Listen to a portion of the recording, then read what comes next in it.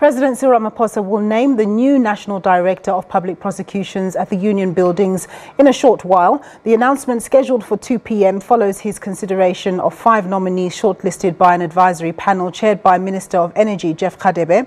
The final nominees are advocates Shamila Batohi, Siabulela Mapoma, Simpiwe Mhlotshwa, Rodney de Kock and Andrea Johnson. They were selected from 11 candidates who were interviewed at the Union Buildings last month. In August, the Constitutional Court set aside the appointment of Advocate Sean Abrams and gave the President 90 days to appoint a new head of the National Prosecuting Authority. Advocacy group Right to Know says the new NDPP has a big task ahead to restore the institution's credibility.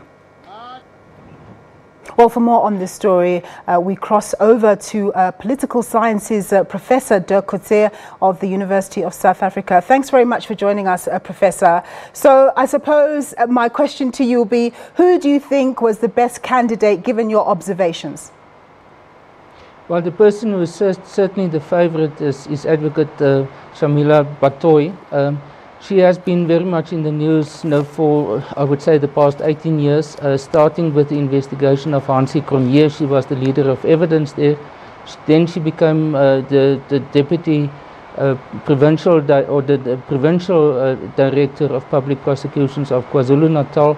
And since 2009, she has been involved with the International Criminal Court in The Hague. So she has both knowledge and experience of the National Prosecuting Authority as well as international experience, and given that, I think that is what counts in her favor for most people who are looking at the situation.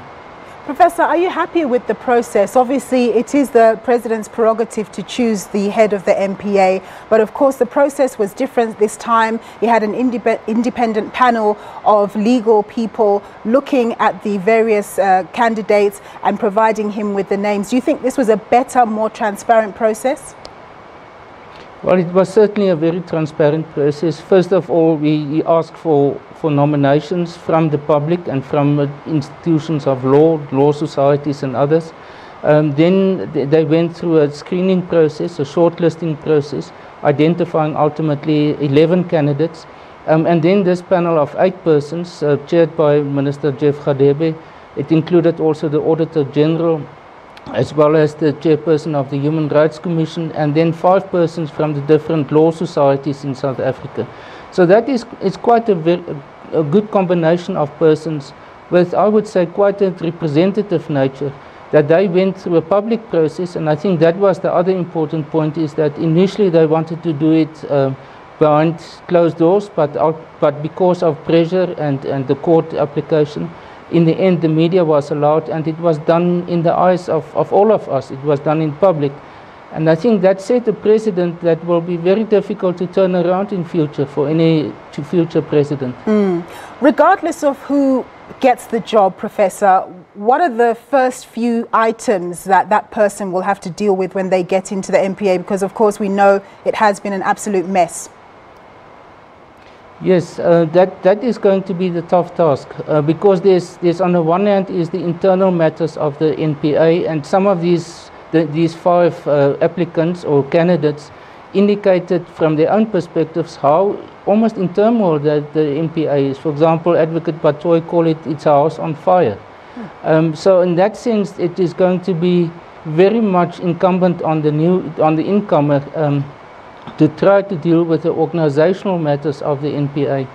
At the same time, we are seeing, like last week, for example, President Zuma appeared in court again. I think tomorrow the NPA is going to indicate that they will withdraw the charges against the Estina dairy farm. At the same time, the investigations are taking place, the Zondo Commission, the Nugent Commission, the investigations in Parliament, all of them have implications ultimately for the NPA. There's so much public pressure, as well as, I would gather, pressure from government, that they must start to produce tangible results, because they want to demonstrate to the public and to the voters for next year that they are serious about dealing with state capture and corruption matters. Well, Professor, we'll get some more analysis from you once we know who has been chosen for that position. But thank you very much for your time in the meantime. The report on the joint constitution